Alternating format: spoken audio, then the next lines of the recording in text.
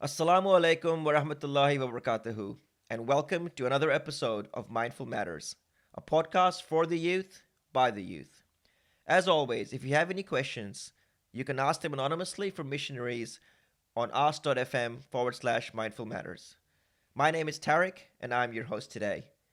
We'll be talking about mental health and suicidal thoughts, and for that, we are joined by Behram Buttar today. Behram has recently completed his fourth year of university in psychology and is about to start clinical work as part of Master of Clinical Psychology. He's also got 3 years of telephone counseling experience with Lifeline Australia, which is a service that provides suicide prevention and crisis support. Assalamu alaikum, Behram, and welcome to the podcast. Wa alaikum salam wa rahmatullah. It's a pleasure to be here. How are you today? Yeah, I'm good, alhamdulillah. How are you? Alhamdulillah, I'm really good as well. That's good. So let's kick it off by talking about or asking the question on what does bad mental health actually look like? Bad mental health? Well, let me ask you, what does bad physical health look like? Very Such good a question. broad question, Yeah, it is right? very there's, broad, there's correct. so much that encompasses the mental health field. If I may use an analogy that I really like, imagine a ship that's floating on water, right, in the Yep. sea. Say your body is the ship. Yeah. The ship's journey is your journey throughout life, and then the water itself, that would be your mind, your consciousness, your mental health. Bad mental health is like, when the waves get really rough, when there's a storm coming, and it's really, really shaky.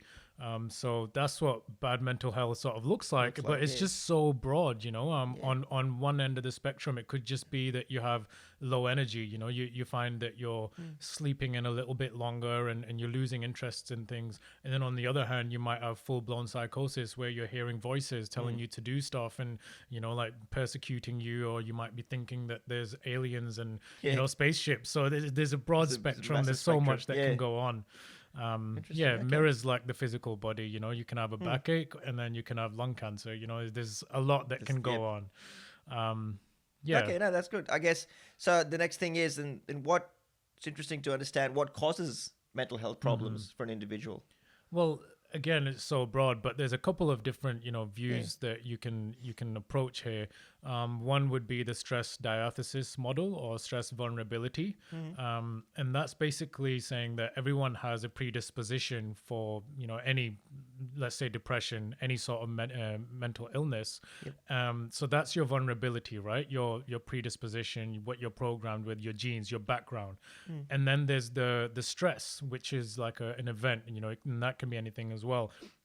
So say that you are in a car crash, okay? And let's just, use hypotheticals here. Say that my vulnerability towards getting major depression is, 50-50, 50 out of 100. Like, I'm just using arbitrary numbers here. Yep. But then that car crash was another 50, right? So that car crash was what it took for me To push you over the edge. to get into Yeah. that depression. And that's different for everyone, So, and everyone has the capacity to start hearing, voices and getting paranoid and stuff like that. I mean, all you need to do is stop someone from sleeping for about 3 days, and they'll start having hallucinations. Yeah. So it's the matter of, like at what level of stress is it that's That'll trigger gonna you. spark that predisposition that you have. So that's one way, the stress diathesis model. And then in the clinical field, you'll have the 4 Ps. So that's predisposing factors and precipitating factors. And those two are kind of like what we just talked about with the, your predisposition, stuff that's already in your genes, and then an event, a trigger that happens that would cause you to have said mental health problem. No, thank you, Behram. That's a really interesting. So I guess we've covered off what is bad mental health, and you've also talked about what causes it. But then, as an individual, what do you do if you're actually suffering from any sort of mental health issues? So let me just, real quick, mention one other thing about what does bad mental health look like. Sure. So for any kind of symptom or a mental health issue to be an actual issue, it needs to cause an actual disturbance in your day-to-day life. So that means if your thinking or your behavior is having an effect on your ability to form relationships, to work or go to school, or basically just live a normal functioning Functional life, life, yeah. then that's a problem. If your thoughts or your behavior is stopping you from that, then that's bad mental health. That's when you need to be seeking help. So I believe your question, coming back to it, what do you do if you think that you're you're going through some sort of mental health issue or problem? Well, it's a big thing. Like, I think you should be congratulated if you can genuinely be honest with yourself and say, yo, hang on 1 second, I think there's something wrong Something's here. not right. Yeah. I need to see someone. But then you want to be seeing your GP. Your GP is your first point of contact. They should know about anyway, like, I'm happy at the moment. Oh, I'm under a lot of stress. Or, lately I've got this thing due, this deadline to meet, and I can't sleep properly. Your GP should ideally know about all these things so that when it is, time that, oh, you know what, I just haven't been sleeping straight for 2 months, and I'm not feeling happy, then that's when they'd step in and refer you on to a psychiatrist or a psychologist. Okay. I guess that's a good segue into my next question. You mentioned that for the audience as well, and from our own reference and knowledge, what is the difference between a psychiatrist and a psychologist? Ah, yes. Yeah. It's funny, actually. I remember vividly one of my lecturers last year, he said that psychiatrists, we psychologists do all the hard work, and then psychiatrists do spend like 5 minutes and get paid more. Get paid more. Basically, a psychiatrist has a medical degree, so they do the same degree that your heart surgeon, your GP, that any doctor or surgeon does, and then they'll go on to specialize in psychiatry, which is medicine to do with the mind, mental health. Psychiatrists will prescribe you medicine. Whereas psychologists, we don't do a medical degree, we do a psychology degree. And we don't prescribe medicines, we use evidence-based therapies. So it's more of a counseling, talking therapy. Yeah, talk therapies. So, and the classic is CBT, cognitive behavior therapy, which your GP knows as well. It's basically that your thoughts interact with your behavior and your actions, and like working within those three, cognitive behavior and your emotions, and how that works. But then there's also new and emerging third wave therapies. So there's mindfulness based therapies these days, which I think we'll probably end up talking in a moment. There's one that I really like, EMDR. So that's like rapid eye movement desensitization. So while you're awake, you'll get like a prompt to move your eyes side to side, kind of like you do when you're sleeping in REM sleep. So that causes like a dissociation, and then you can visit trauma. It's really cool stuff. So we do the hard work. Fair enough. No, thanks, Behram. So let's talk about the Islamic approach on mental health itself, and what does Islam teach us about tackling these issues? Well, look, in the Quran it says that you can find peace in the remembrance of Allah. And at the end of the day, peace is, like the name of the game here. That's what we want, for bringing it back to the psychosis, for someone who's hearing voices all day. If they're at peace, they can work, they can have a family, they can have a good job, everything's fine. That's not an issue for them. Hearing voices doesn't matter if they're at peace with it, right? Correct. So, Islamically, we want to find peace in the remembrance of Allah.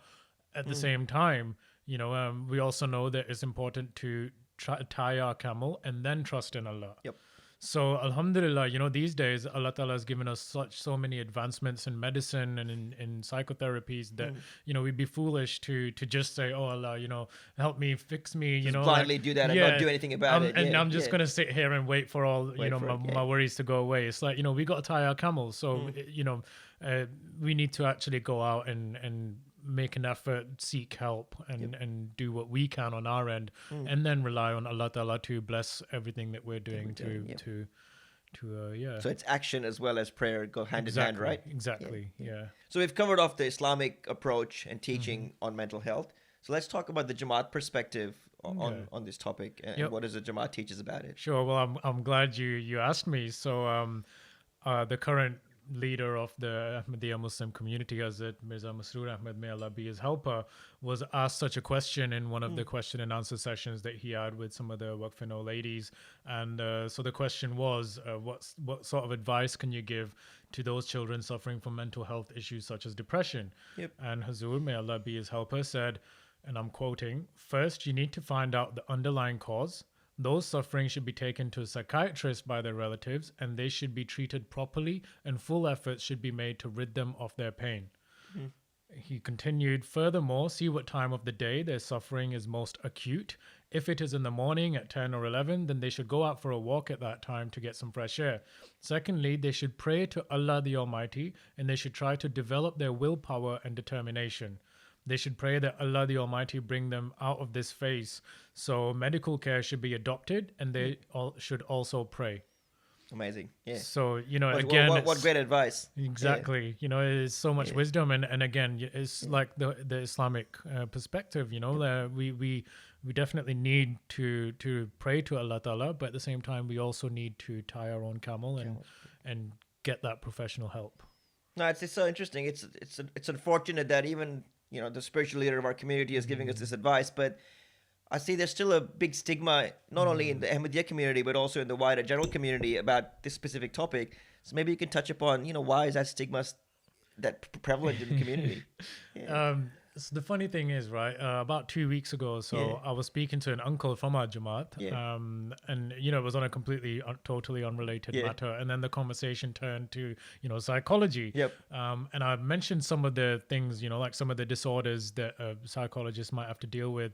And he was, flabbergasted. He was like, whoa, is that actually a thing? Does it actually exist or not? Does that happen to people? Like, that, and from that, like, I remember thinking to myself, like, yeah, that's, ignorance in a nice, I'm not being disrespectful, but just the lack of knowledge. Yeah, when you're ignorant about something, and it's quite easy to form misconceptions and like have your own conclusions that aren't true.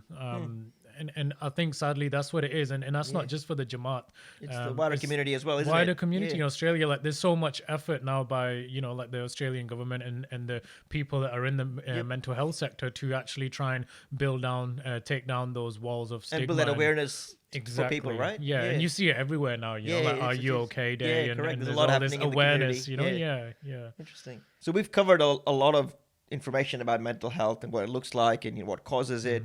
So I guess for a lot of people, stress is part of life, but sometimes it's important to take care of yourself, right? So maybe you can shed some light on how does a person or individual take care of their own mental well-being and make sure if they're not suffering from mental health, how do they prevent it getting there? Yeah. So I don't know if you recall, just a little while ago, I talked about predisposing and precipitating factors. So that's part of the 4 Ps. Yep. And the other 2 Ps that I missed out on were perpetuating and protective. Protective, okay. So perpetuating are those things that we're doing, those factors that are in our lives that are keeping a mental health problem going. And then the protective factor is obviously, factors that protect you. And with the perpetuating those factors that keep you going, you can flip it around and think about, things that are keeping you mentally healthy. Yeah. And things in that regard, things that are protecting you and helping you with your mental health is, I would say personally, obviously Allah Ta'ala. First of all, we are so incredibly lucky. Can I just say, by the way, we are so lucky. We're so blessed. Alhamdulillah. Yeah. 100%. Yeah. For being, who we are. Alhamdulillah, we are very, very lucky to have Allah Ta'ala, with us, and someone we can, the ultimate, the all being, the almighty, the creator of everything, the healer, the helper, Lord of all the worlds. We have. We have that audience with him 5 times a day that we can turn to. So that's my biggest personal protective factor. So alhamdulillah for that. And then also on top of that, with the Jamaat, we have community, and community is really, really important. So I believe it was the World Health Organization that put out a statistic that social isolation was like the biggest predictor of mortality, more so than like smoking or drinking alcohol and diabetes, lack of exercise. It was actually social isolation. So alhamdulillah, mashallah, with our Jamaat, we got all these things going on, like even this podcast right now, I'm here with you. Alhamdulillah, we've been blessed to, be part of this thing. And there's so many other things happening. Like there's a Tabiti camp that's, just running. Yeah, that whole sense of brotherhood and community exists exactly, there, right? And along with the ladies, they've got their own. They're making big movements. The Ansar, the gentlemen, the uncles, they got their own thing. And then the Khadim and stuff. So the alhamdulillah, like-minded people are sort of encouraged to be together and share thoughts and just spend that time together. So there's the community aspect. So then there's like the diet stuff. There's vitamin D deficiencies that have been shown to have psychological effects. So make sure your diet's clean, exercise is on point, make sure you're socializing as well. Pretty much you're saying, so the physical side is a big factor towards your mental health side as well, right? Yeah, definitely. Your mind and body, it works. Go hand in hand. Yeah, with the CBT, I was talking about that earlier, your cognitive behavioral therapy. Yep. So it's your mind and your behavior, your body, goes together. And obviously then there's like your physical health and stuff, how that's interacting. It's so, I find it fascinating, to be honest, like the interplay between all these things. It's pretty cool. No, that's awesome, mate. So, I guess we haven't talked about depression, and I know that's quite common in people, and I probably have gone through depression without knowing it and without being clinically diagnosed that I'm depressed. But maybe we can touch on how depression can sometimes lead to the next topic of our podcast, was suicide. So how are those two related, and shed some light on suicide itself. Depression, I think at least everyone has some sort of a concept of what it's like. And, it's a very common disease. It's like what do they call it? The common cold of the mental health disorder. It's anxiety and depression, it's like the flu. A lot of people have, they probably meet the criteria at some point in their lives or another. I can admit that I've had depression in the past, and alhamdulillah, with the help of prayers and like the right help, you got through it. I got through it. Alhamdulillah. There's no shame in seeking help, by the way, so depression and where that comes in with the topic, I think we're talking about suicide next, right? So depression is implicated in almost all suicides. And there's a few, like, no one knows exactly the one thing that makes someone suicide. But it's usually that, like, so one way of thinking is that you're guilty and you feel like you're a burden on other people. You start blaming yourself for things. So then that interplays with like low sense of self-worth, and that goes into the depression and you feel withdrawn as well. So that's another reason why sometimes, a factor why people might suicide. So that's it for depression. It's a pretty common, but sadly it's always there, almost always there in suicide. And suicide is it's our next topic, and it's a pretty tragic, it's a pretty heavy topic, and it needs to be talked about. No, that's why we're here, I guess, for that purpose, right? So what should someone do if they're having suicidal thoughts? What's the approach there? So if you're, as a person, if you're having suicidal thoughts, you need to reach out, man. Like you need to reach out. Don't keep it to yourself, right? Not keep it to yourself. You can pray. You can, you can pray, Allah, I know this is wrong, because obviously suicide is haram. It's if you suicide, that's the very last action you do with your life, and there's no repenting after that. Because I guess you're right. Allah's given you life, so you can't take it away yourself, right? Exactly. It's Allah's position. Only Allah has the right to take a life away. So if I was to ever have thoughts of suicide, I'd be sincerely praying, oh Allah, please, help me out here, give me strength, and et cetera. And then I'd also, if my patience is getting worse, or it's definitely starting to annoy me, the fact that it's not getting better, it's not going away, I'd definitely be reaching out. And I'd be, so I think you said in the intro, I've been with Lifeline for 3 years. It's a suicide prevention service. I think that's a really good service, and I'm surprised not many people know about it. You hear about it, like, if you've been affected, call Lifeline. Yeah, call Lifeline. But seriously, call Lifeline. Like, it's actually such a good service. So Lifeline is really, really good, completely confidential, and there are services like that, internationally. I remember I looked on Wikipedia, USA, Germany, England, in India, like everywhere. There's the services out there to help. Services free for acute crisis support in terms of suicide, and then on top of that, they'll work with you. I'd say you don't need to go to a doctor, but if you're not comfortable with a suicide hotline, then talk to anyone. Anyone, just your friend, your fellow Khadim, your family, anyone, right? That's it. Yeah. Okay, so that's I guess if you've got suicidal thoughts, but what if your friend or your fellow brother you think is going through those sort of thoughts? What can you do for someone to help him out? Yeah, so let's talk about you having that gut feeling that someone, my brother, he might He's be going through some rough patch or something in life. could he be having those thoughts? In that instance, you ask. And simple as that, is it? Yeah. It's as simple as that, and it's crazy because I remember in my training, when we in training for Lifeline, the 3-month-long thing, it's around the 4 or 5 week mark that we, start to talk about suicide, and then when we're told you have to ask them, just be straightforward. A lot of people are like, wait, what? Like, you can do that? But you say, hey, look, man, I see that you've been down in the dumps lately. You've had it rough. You're not being yourself. Not being yourself. Right. Yep. Are you having thoughts of suicide? Simple as that. Okay. Yeah. It's not as normal for people to, you can phrase it however you want to say, but are you having thoughts of suicide? Be direct. You asking that question isn't going to put that thought in that person's head. Okay. It's impossible. So don't be scared. And you never know, that one question could, could help him open up to you and tell him how he feels. And ultimately save someone's life, and what, that's the if main. you could have that impact, then exactly, then so let me do some statistics here because I pulled some stats up. 8.6 Australians die every single day from suicide. Okay. Just over 3,000 a year. It's fairly high. You wouldn't think it's that high. And one suicide affects more than 100 people.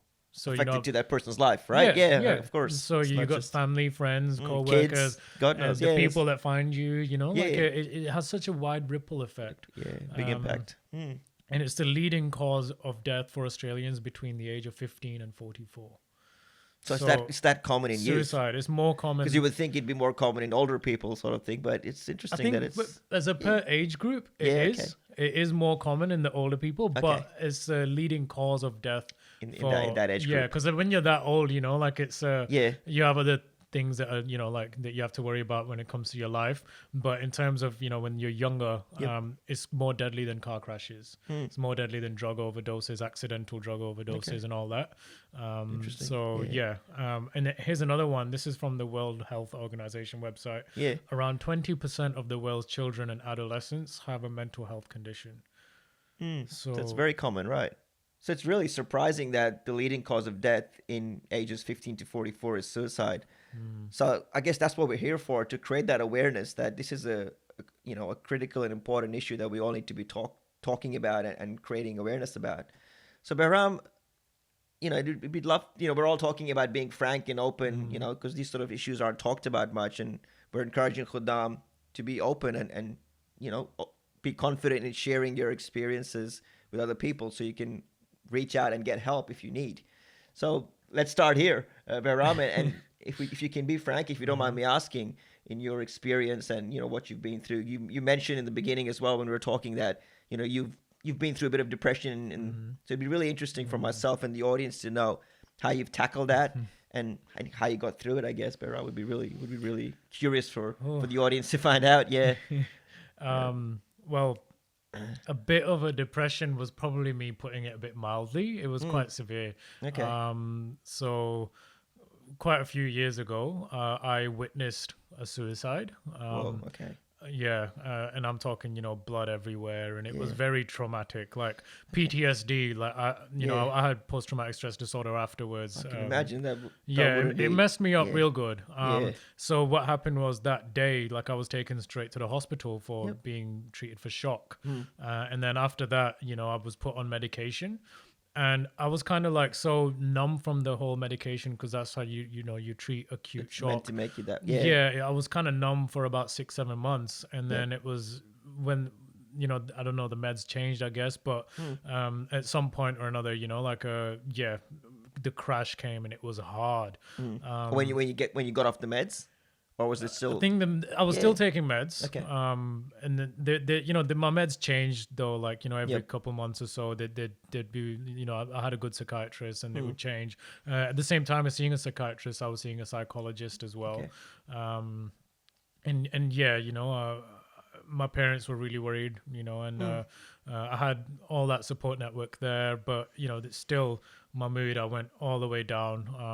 I can't even tell you what kind of thoughts were going on. I know I wasn't getting out of bed. I cut ties with almost everyone that I knew. Okay. And actually, a really, really, really good friend of mine, Musawwir Ahmed Bajwa, I remember he was one of the very few people that, you know, he came all the way from Sydney to my house in Wollongong. You know, it's like an hour and a few minutes drive, just to check up on me. And I, okay. you know, Sure. I hold him very dearly in my heart for that. You know, it meant a lot to me, especially after I got out of it and I look back at where I was and you know, like the kind of process that I went through to get back on top and get back on my horse.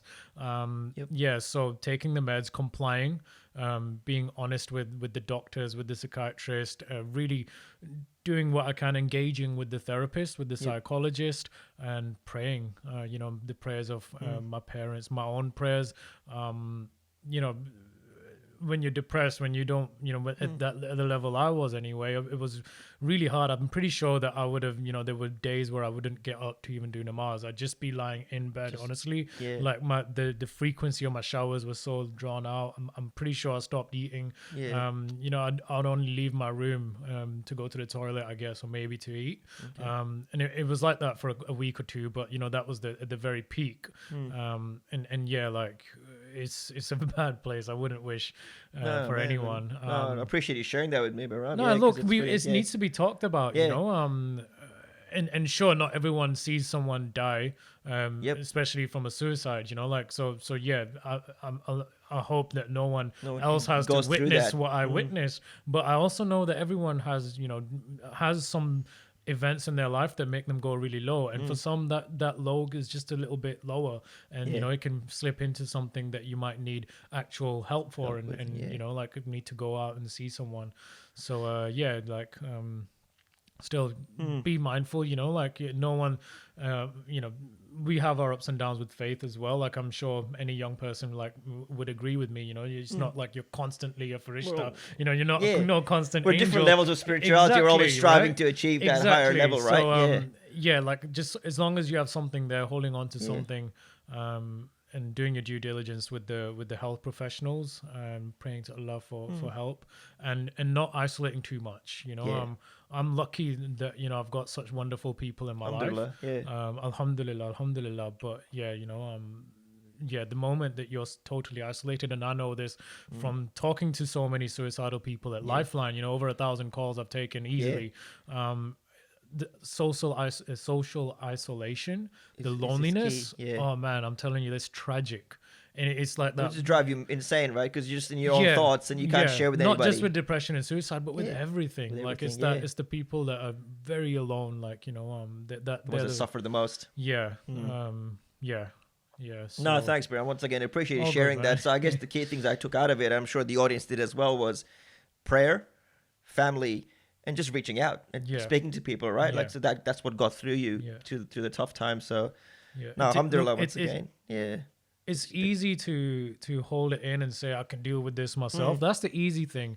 The hardest thing is actually putting your pride to the side and saying, you know what, I need help. And that takes bravery. Like, you know, that takes courage to put your pride to the side and do that. It doesn't take weakness to do that. You know, and I think that's a really good point, Behram, because a lot of people will look at that as weakness, right? They'll say, oh, like, you know, my mates are shame associated. Like, be a man. Be a man and just, weak, you know, suck it up, like, sort of thing. Yeah, I'll just keep to myself. Yeah, but that's the opposite. It's the opposite. It takes real confidence and courage to say, you know what, no, I'm not right, and I need you to help me about that. Rather than, oh, you know, I'm suffering, and I'll just keep it to myself. It's like, no, it's not. You know, that's the easy way. To be honest. No, I appreciate that. Jazakallah, Behram, for sharing such a personal experience and, you know, your story. And I'm hopeful that has helped, you know, people who are watching this podcast as well, inshallah ta'ala. So, Jazakallah for your time and for all your input and insight that you've given. I've learned a lot today, and I'm sure the audience has as well. So, Jazakallah. Finally, in conclusion, again, if you still have any questions about the topic we've discussed today, reach out on askfm/mindful matters, or even if you have any questions specifically with Behram, you can still reach out on that platform as well. So Jazakallah once again for your time. I'm your host Tariq, and we look forward to seeing you in the next episode of Mindful Matters. Till then, Assalamu alaikum.